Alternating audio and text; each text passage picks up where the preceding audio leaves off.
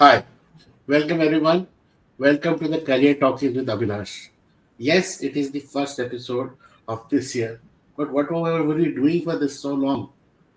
Earlier in this year, a report from World Economic Forum came that was about the future of job. I kept wondering that while I'm speaking about future of job, what are they talking about? Are they talking about employment? Are they talking about blue collar job, white collar job? So I had an interaction with people who created that report in World Economic Forum. And my understanding came that the world of work or the various jobs or various careers you speak in has a lot of influences of culture. The report talks about every nation in its own way and as per their economic goal. So I thought, let me decode something which is very, very common to all. What we realize, or what the report says, the world which is coming up tomorrow is about digital world, which will be common. And this thing will be in any language, maybe Spanish, maybe French, maybe Chinese or Mandarin, maybe Japanese, maybe English, and maybe in fact with the inclusion of AI, multiple local languages, even India, there are so many languages, you will see that your technology is speaking everything about it. So no one to be left. Every individual in this world, whatever language, whatever cultural influences, will be part of this digital. Now, this is where the replication of current world to a digital world, that kind of transformation, gave me more curiosity that who are the people doing it? And this is what happened that during that research, I found that someone very near to me, my own school alumni, MBA school alumni, is somebody who's there who's in these kind of world. But I didn't feel like I should go and approach him. But one thing led to other, and I saw that there's a book which has been released in the World Book Festival, and my guest today, his book has been released, and I thought this is a coincidence. And today, let me say something about my guest. So we explore the remarkable career journey of industry leaders, innovators, and change makers who inspire us to think bigger and aim higher. Today's guest is a true embodiment of leadership, innovation, and continuous learning, Mr. Krishnan CA. Hi, Krishnan. Hi Abhilash, how are you doing? I'm good. I'm good. And I have so much to talk about you because let my audience know who are you. Krishna's journey is the perfect example of how early leadership qualities combined with relentless dedication and continuous learning can pave the way to extraordinary success. While I went through his profile and I went through his various connections who interact with him for the last 15 years in LinkedIn, I realized that during his schooling days at Bala Vidya Mandir, where he was selected school people leader and assistant school people leader the year before, the leadership quality was embodied during that time itself. His commitment extended beyond academics, and Krishnan was a member of the school's volleyball team, helping the team secure a zonal championship, not just the 11th player or the 7th player, but also championing the team across the district championships. He was also part of school football team, participated in the inter-college chess tournament, and also the best part, he showcased his creative side by playing mridangam. Now, I don't know how many of us know the word mridangam or have heard of a musical instrument called mridangam. We will talk about it later. But he was in the part of school orchestra, and that too for 9 years. So it is something which is very, very, when it creates a curiosity. Now, this strong foundation of leadership, teamwork, and discipline, which he must have learned in the school days, also saw him, or we saw him as All India rank 17 during his engineering entrance time, and he entered Anna University. Well, I wanted him to talk about it, but I want to cover it in the introduction because there are so many things to learn about him, and we're going to talk and focus our podcast about them today. He did his BTech in industrial biotech, and he was a gold medalist over there. And he didn't stop there. He did his management, marketing, and finance from Great Lakes Institute of Management, Chennai, and he was a gold medalist there as well. Now, he didn't stop his learning over there. Usually, what happens Many of us feel that now that we are done MBA, it's time to start working and things. He actually, his thirst of knowledge led him to IIM Ahmedabad, MIT, INSEAD, Columbia Business School, and an Indian School of Business with multiple learning and certification. He specialized in digital transformation, leadership strategy, AI integration, and executive management. These are the all four words which I read in the future of job, and I was now interacting with a person, or today I'm lucky to interact with a person who is in this area for the last 10 to 15 years.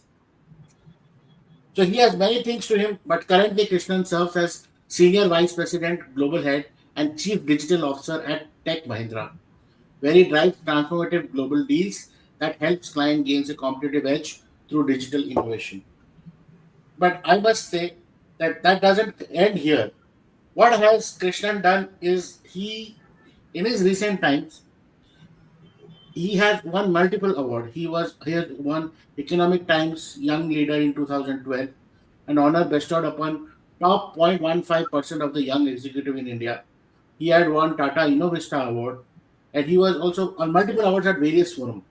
But all this led to another. Today, he has a new avatar, and now he is also, or we can say, one of the best-selling authors, upcoming authors, with his book Rise to Create Value and Simplifying Happiness, which reflects his personal philosophy to leadership, fulfillment, and creating value driven lives. We will be talking about it in one of our sections. But with this, I would like to welcome Krishnan to our podcast, The Career Talk with Abhilash. Thank you, Krishnan, for being here and spending some time with us. Thank you. No, pleasure is mine, Abhilash, and thanks for inviting me. So I can say that hearing you read out my profile, I'm quite impressed by the way you have researched it. And thanks for those kind words. I'm quite happy to contribute in any meaningful way that will help people who are listening to you get greater perspective and help them, in whatever way I can. Krishnan, I would like to take this podcast in a very way. For example, you and your classmate all started in the same school, on the same class, maybe the same bench. And today, after say, I'm sure it is like around more than 30 years of your schooling getting over, and more than that for your other academic this thing. For the first 30 years, say in your early schooling life, somebody who sat with you, somebody who was part of your classroom today, what journey or what differently both of you would have done while you stayed at the same school, you had the same hours, you had everything together. If I say many people go through this, I would want you to start your, for us, enlighten us with your early school career journey or school to work journey, if I may say that.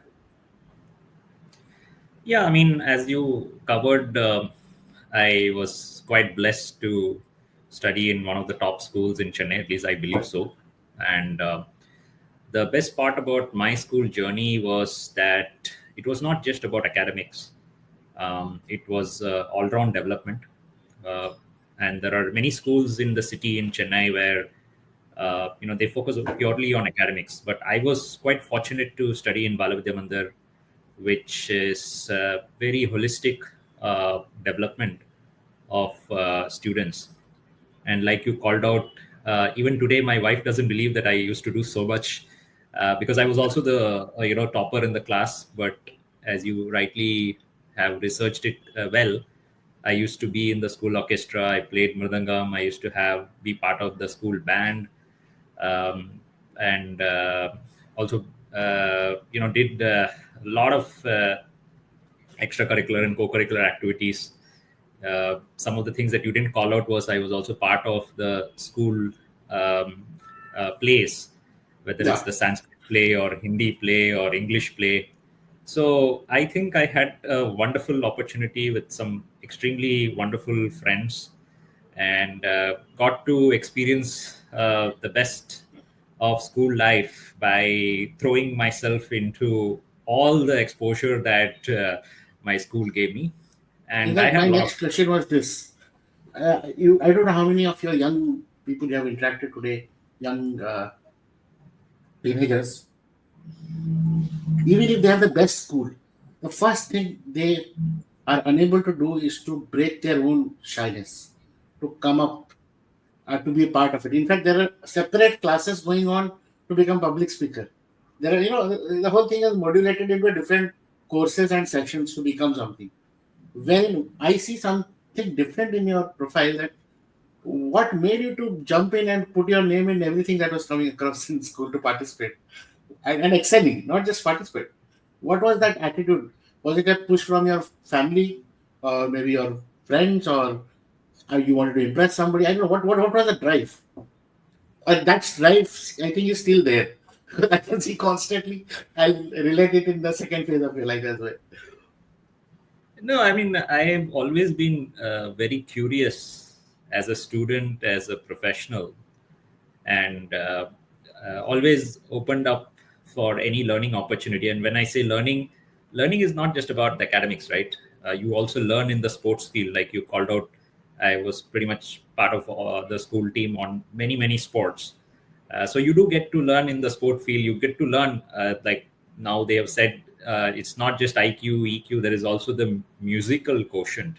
So when you learn a musical instrument like mridangam, there's a lot of mathematics that goes behind it, right? So it's not just academics that you learn from. So I would say just a very openness to learn, openness to get exposure. And I truly believe even today when I look back that we count our years through the experiences that we have, right? True. And to me, all those experiences made my school days very rich. And I would strongly advise parents, and these days it's much more prevalent that as parents, we do expose our kids to multiple avenues. And I think that's important. As you grow into your career, you will very quickly realize that it's not just your academic brilliance that will get you far. It's your ability to work with people, work as a team, collaborate. And those are the things that you don't just learn from books, right? So I would strongly advise. I'm sure a lot of people who are going to listen to this podcast are going to be parents. You have young children, so just make sure that they get exposed to as much in their school life. I would love to go back to my school. It was one of the most fun period in my life, like all of us, right? I mean, see, that everyone speaks of. But I now want to take you to one journey ahead. We all dream of something that I want to become like this. I want to become a pilot, astronomer, or what exactly were your dreams? Why I'm saying so? Because all the four words AI strategist, then digital transformation, which I spoke of, and what the World Economic Forum is speaking of today, seems very relevant. And I find that you took that journey way back in 2009 or 10. Whatever your profile has been, that did not show up in your school thing, or maybe in college thing. It was like either it was pure technical, or it was like, the flair, you being a gold medalist again. The expectation is that you'll do something in industrial engineering. And what was your childhood dream? To what led to what, and now what you are. Then I will jump to your professional life of today.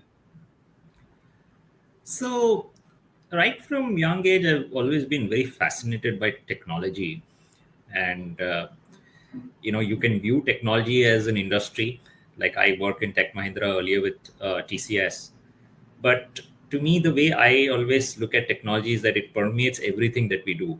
And even back then, technology really is a leveler at times, right? It kind of democratizes, creates access, and the impact that it can create is significant. So I was always excited about doing something in technology.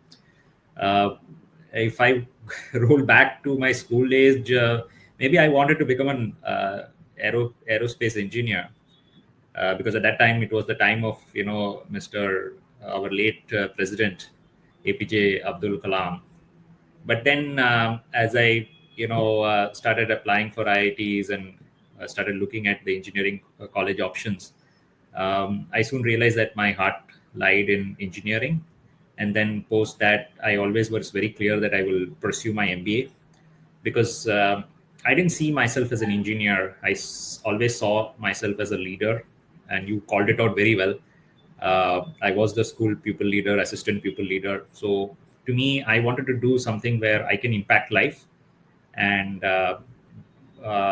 expand my leadership capabilities and also do something in technology. So that's how I ended up pursuing an MBA at Great Lakes, and then joined TCS, which was at that time and even continues to be the number one IT company in Asia. You, in fact, I mean, before we go that side, I want to bring a angle of parents or influencers, because that phase of life, that is your career choice life, 17, 18 years age, and again in 21, 22, 23, when you're done your graduation or maybe engineering or whatever, you come across a lot of dilemma. In fact, when we talk about career counseling and guidance today in this country, maybe globally also, child suicide, or this kind of the dream realization or the stress of starting up a career or reaching out a parent's dream is the biggest uh, effort or biggest challenge a student feels in his college life, school life. So I want to understand. I want to talk about the influences who were there in your life. They can be anyone, your parent, your brother, sister, or anyone, or teachers. I want you to highlight us on that part, because somewhere or other, your success or whatever ingredient you are made of, there's a whole lot of molecules from there also which is coming and making you what compound here today.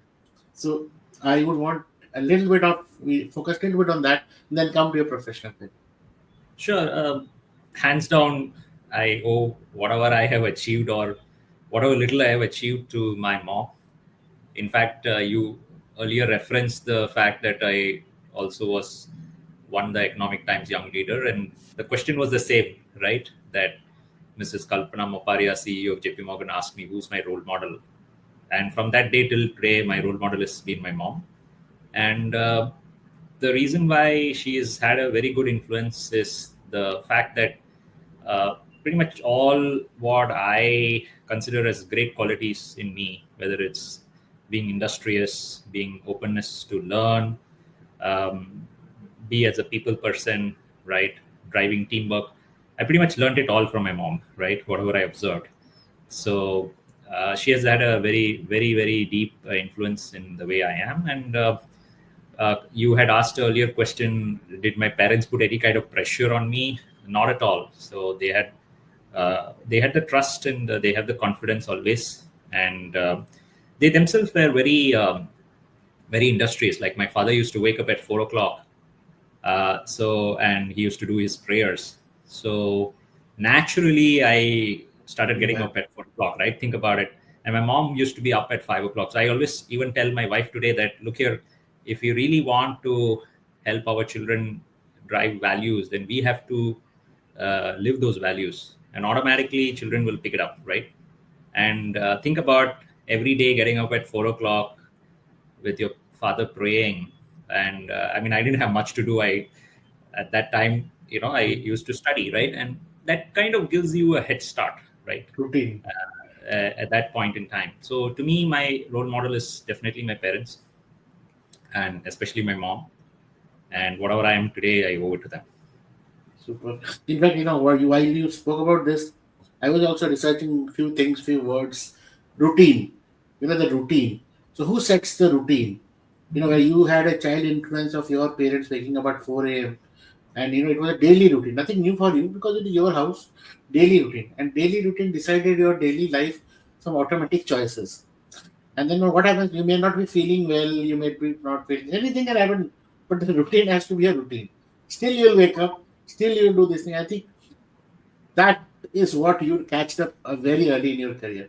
What happens? I've been counseling students in a lot of my talks. School gives a routine. After immediately they go to college where the routine breaks. Now the routine is for the student to make his or own life routine. That is where 95% of people forget. They only think like attending lecture is one class timetable. No, the entire 24 hours is a routine. They forget or they mess up over there. And then comes the next phase of life, or personal life for that matter. Finding time for people, finding time for own life, growth. You're writing book. Finding time for even updating or removing photos from your mobile to make it empty itself is not possible. This is the way people say that how busy they are in their life. But when you have to practice something extraordinary, and routine is the only way out, and it's not just me, all the big authors who talk about, this compounding effect, or for that matter, 5 a.m. club, Robin Sharma, all of them Yeah. are talking about in some or other way the same thing, routine. And I Yeah. found that hint in your life actually. The Yeah. 5 a.m. club is something I think you did it very early in your life. Yeah. So 4 a.m. club, not even 5. oh, yeah. So, I think congratulations for that. Maybe I should write a book on that. Yeah, Why you 3 should actually, why I feel we are learning from Westerns, and they're talking about our concept in their words. If Krishnan talks about it in the morning, and there's a wake up, the prayers are going on, and you go for flowers and all that, that is the Indian way of, I mean, Yeah. almost every part of India does that, irrespective of where you stay. Yeah. A child will relate to that because that they have observed since they're growing up years in Yeah. various parts of the year. So I would encourage you that, like, we can all write together. I'm not saying that, but we should. In fact, I will come to your author part and I'll introduce in that session about that. Yeah. Now let's focus a little bit more about 5 minutes on your current role, and specifically on two aspect of this is as a chief digital officer, the transformation of business. What do you see which is going to happen in the next 5 to 10 years, and what kind of emerging job roles, career roles, especially for Indian kids or Indian students who are right now in school or maybe finishing their colleges, or understanding what is employability for them. What that in that line, I would want you to talk a little bit about it, and then we come to your uh, author side. Yeah. So just one correction. I'm not the chief digital officer of Tech Mahindra. I'm senior vice president, manage large deals globally for the company. Okay. And the the fact that today, if you see the Indian IT industry, one of the big growth drivers is to be able to crack large mega deals. So I handle deals right from 50 million to even $1 billion.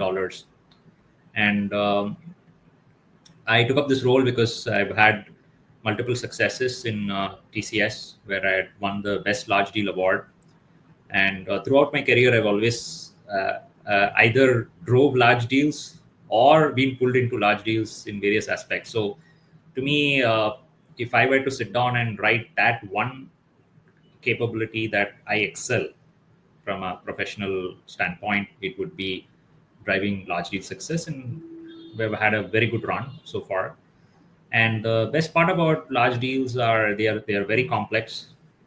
They are decided by the CEO, the board of the organization, and we are talking about all the top firms globally, all Fortune 500, Fortune 100 companies. And it really plays down in terms of how various technology comes together to drive business impact. And I handle this portfolio across verticals, across the globe, which gives me a great vantage point on how technology is moving forward. And you did call out a lot of the degrees that I've done from some of the top Ivy League colleges. So I make sure that I'm always abreast of the best of happening, and then integrate that learning into creating value for clients, value for what they do for their end customers, driven of course through technology and transformation that I'm putting together as a solution. So two aspect actually I observed, yeah, because even I was thinking when somebody is doing top notch B schools certification or learning, he or she is actually aiming at the academic world, which is parallelly working with the real world to create that kind of a learning system, which is the latest, which is the which were white paper some time back, but now they are the latest in their time. So I think that is one good way. I would say even people who want to upskill, they keep on Yeah. telling, asking, what should I do for upskilling? What course to do? I think one cannot decide course as such like that. You should learn from Krishnan how he is designing his professional life, and whatever is relevant for that professional life, he will able to complete it. That's why he's choosing those courses. Because you are also part of EdTech. One of the challenges in EdTech is people apply, but they do not complete. In fact, they never complete. They keep on buying the courses, whatever through whatever sales, but they do not feel convinced enough that this will give me a upskillment which will help me to grow. So I think that's one of your trait is very relevant for even students who feel ki I have enrolled but I'm not able to complete. So they have to see how in their particular immediate career that certification is going to work for their benefit. Yeah. No, well put. So why? Because you are somebody. I think you are actually trend. You are the trend maker, and then 5 years down the lane, it is coming out as a volume. Like everybody is trying to do that. That's the reason why a lot of B schools, top B schools, maximum revenue is coming from these small certifications rather than full programs, and they are doing it as per the corporate's Yeah. certification demand of corporate certification. Now it's time for something. I would say that in just a few thousand years before, there was a person called Arjun who went into a dilemma, and he got into dilemma between his what is family, what is his job role, what is his duty, what should be done. In fact, the whole question he asked is what is the purpose of life and everything. But what happened? He looked up to somebody who was also around him, mentoring him throughout his career or life journey, and his name was Krishna. And he wrote a Bhagavad Gita. He didn't write a Bhagavad Gita, but he spoke about the values that came or were published as Bhagavad Gita. Coming to today's world, I found Krishnan with his book, The Happiness Flywheel. While Krishnan talks about his happiness flywheel, I would want to be that Arjun who was in dilemma before that message came to me that hi, I'm your alumni and this is the book I've written and would you have a review of this thing?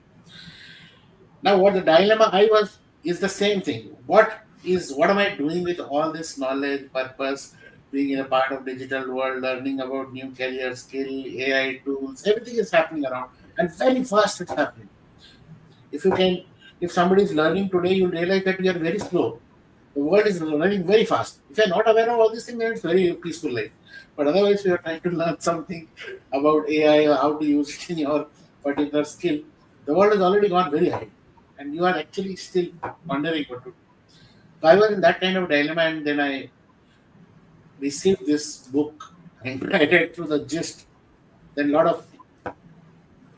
then the same person shares me a lot of other information about not just book but other podcasts and other places where he's been talking. And it is no none other than you yourself because that I could not call back and say to you that what is the timing. I was in a dilemma and the flywheel comes as the happiness flywheel. So your book is I felt is something a journey of your life which you have put it in a very reflective manner. Maybe it was not reflecting it because everything to me because I have not gone through that phase. But somehow you have put it in a very I would say the word you used in earlier that you are very curious. So you're the curiosity way of putting the things. But now that you're here with us, I want you to spare some time for my audience and talk about this book. I want everyone to see the book as well. I will before we go to this.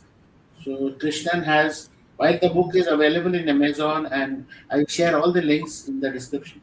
Krishnan has his own website where the book is also there for you to purchase and go through it. But now that we have the author himself and the Krishna for me here, I would want you to please help me not just with the book but also the lessons why this book happened and what we have in future around it. Sure.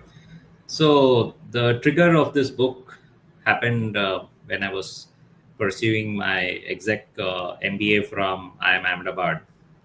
And one of the programs at IIM Ahmedabad is how do you apply Bhagavad Gita in the corporate life and be successful. And that kind of got me started on Bhagavad Gita. And more I read, more I enjoyed. And my mom always used to tell me that it's not just enough for you to develop your IQ and EQ, but also to develop your SQ, which is the spiritual quotient. So as I went deep into Bhagavad Gita, I realized that there is so much of learning in it for the modern young professional. And I also combine that with a lot of academic research on this topic from authors such as Martin Seligman, Barbara Fredrickson. But the challenge that I found as I dwelled deeper is that academic research is quite heavy. It's not for the common man or women. Similarly, spiritual texts like Bhagavad Gita can also be quite intimidating, because I used to send all what my interpretation to my mom, and even though my mom is quite spiritual, she found it quite difficult to process all of that. And then the third part is I've always considered myself as an unofficial chief happiness officer to my team, to my organization, because every time somebody comes to me, they have some problem, right? I'm trying to solve it. And in a way, by solving that problem, making them happy or less stressed. So in the book, I have put it all together. The three vectors are learnings from Bhagavad Gita, learnings from my academic research on this topic, and also my experience from the corporate world, learning from top leaders. And I put it in a 7-part framework. And the 7 parts are starting with discovering your purpose, looking at habits to inculcate in your life, which will make you a little bit more happy, which are empirically validated through academic research, avoiding practices that can pull down your happiness, and how do you build strong relationship, which is the 4th chapter, building resilience, because no matter what you do, life is going to hit you with a lot of curveballs. So how do you deal with such setbacks in a very balanced way? And then leading to how do you build much more balance, like Bhagavad Gita says, right? Follow the middle path, or as Buddhism says, follow the middle path. And finally, how do you lead a value centric life? And for people listening to this podcast, I would highly recommend verse 16.2.3 in Bhagavad Gita, which talks about 23 Daiviga Sampati, or godly qualities. So that's my last chapter, expanding on Bhagavad Gita and specifically what it says for you to lead a value centric life. So why a flywheel? Because it's like a car. You have to balance all of these dimensions, because happiness by nature is a very complex subject. I don't think anybody has mastered being happy at all point in time. But I sincerely believe that by reading the book, you will have a better appreciation of happiness from all these three dimensions, and have a very structured approach to increase it in your life, and follow the flywheel model. As you practice what I have written, you will build the momentum to have a breakthrough in terms of your happiness, and not just be happy, but also fulfilled and also achieve success. That's the intent behind the book. Fantastic.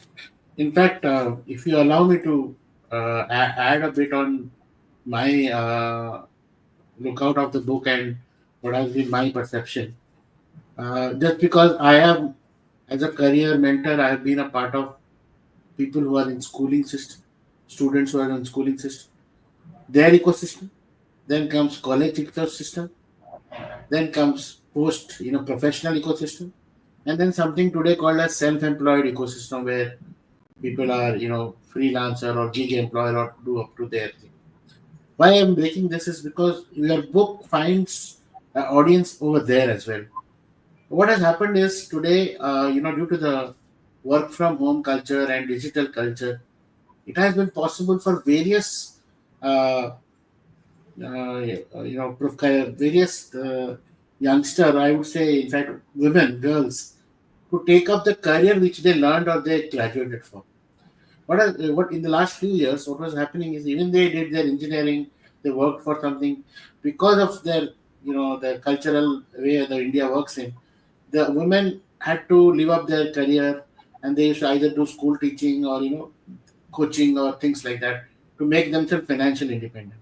But with AI tools and technologies coming into picture, and gig economy, Fiverr, and many other potential website development and other technology development, many of them are upskilling and learning.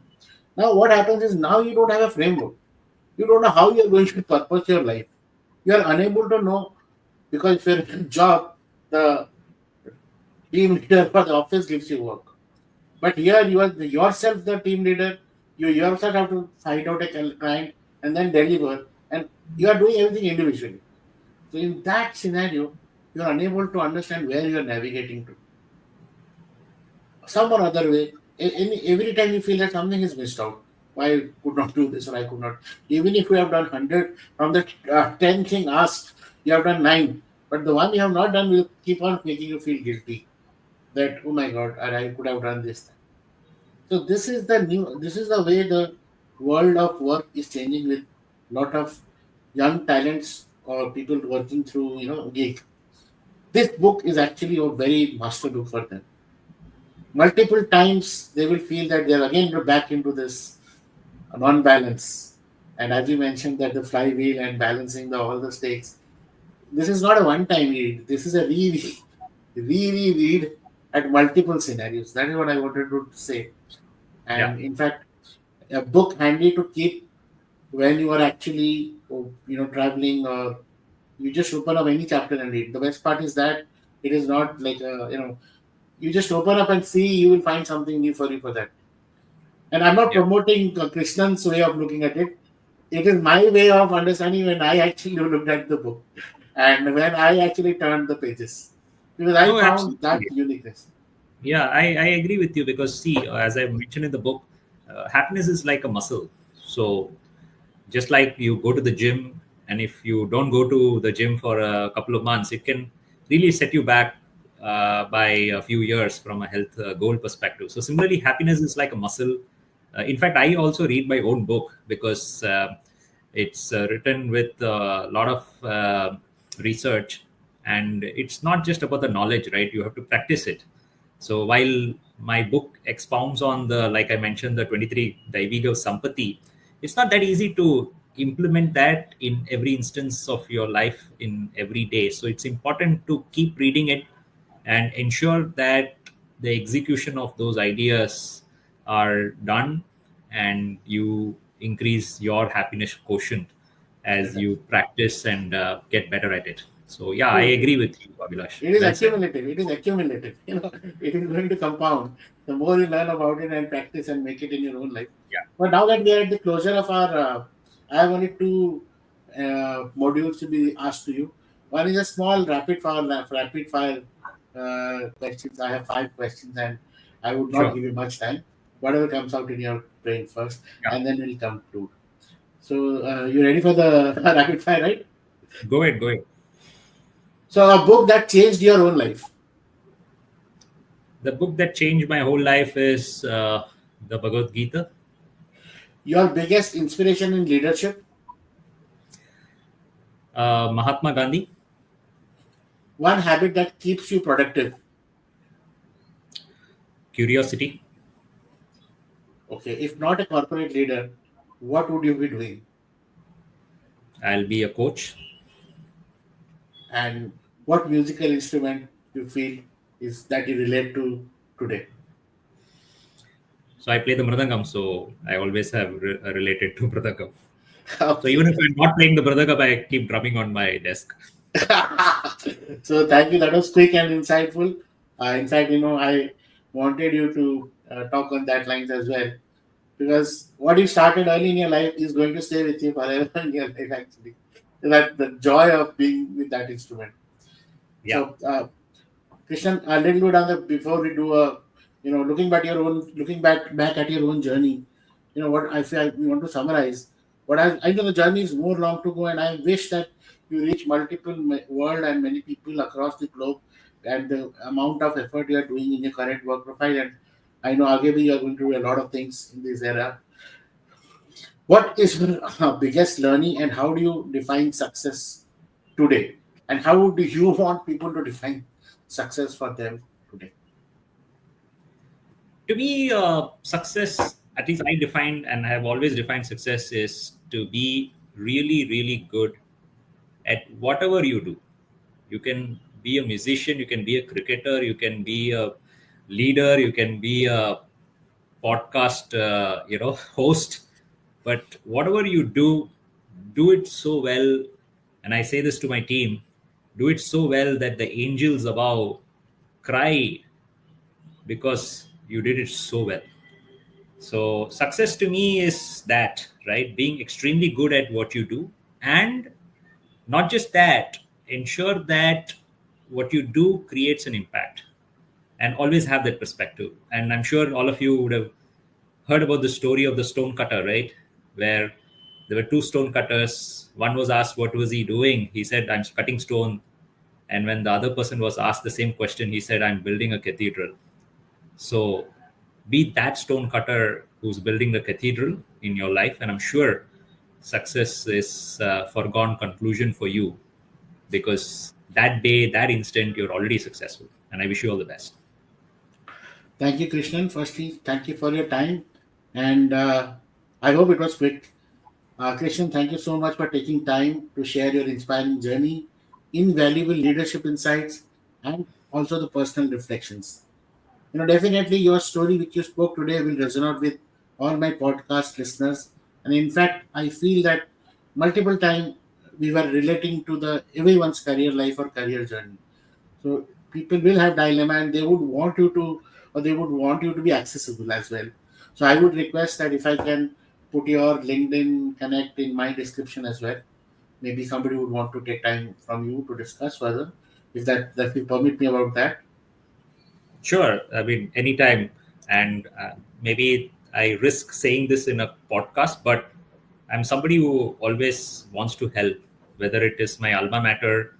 I have recruited the maximum number of people from my alma mater in my team and ensured that they achieve success. And even in my team, I ensure that not just what they did in under my leadership, but also ensure that from a long term they're positioned well for success. And even random people who listen reach out to me on LinkedIn or on WhatsApp, I try my best to help out, because see, all of us are given a platform, and we should have great gratitude that 90% of what we have achieved is because of either our parents or the platform that we have got. So if there is a possibility to help others, we should take that opportunity. And I enjoyed this interaction with you, Abhilash. I truly believe it's very difficult to take time out, but you are doing that, and doing with an intent, so that people who listen to this can get inspired. So I'm very proud of what you're doing and wish you all the best. Thank you. And to everyone listening, if you are looking for more inspiration, be sure to check out Krishnan's book, The Happiness Flywheel. All the links are there in the description, and you may reach out to me in my multiple episode. And if you want him to speak on some particular topic at your corporate house, or in fact at your team building effort, I would happy to connect to him. Otherwise, I'll give his link in the description as well. Many times we look for people who have already senior in the profile, but Krishnan is somebody who can relate to you then and there, because he's somebody with your age and with a high amount of exposure of the current global world. Things which look dilemma to you, the person has a solution for it. So yes, stay tuned for more thought-provoking conversations right here on Career Talkies with Abhilash. Until next time, keep growing, stay curious, and continue creating value in everything you do. Best wishes. Thank you. Thank you, Abhilash.